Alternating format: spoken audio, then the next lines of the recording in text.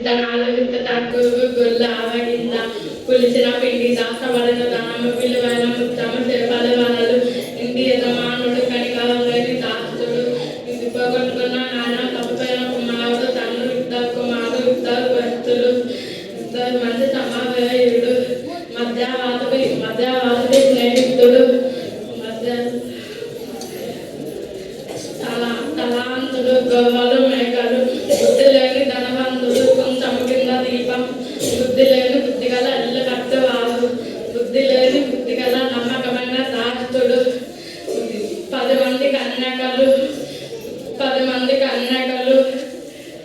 న్యాయాధిపతి విధవ వాళ్ళు వాద కుమార్తె వివాహము పాత బట్టకు కొత్త గుడ్డకు మాసిక వేయడం పాత సిద్ధులు కొత్త దశావసము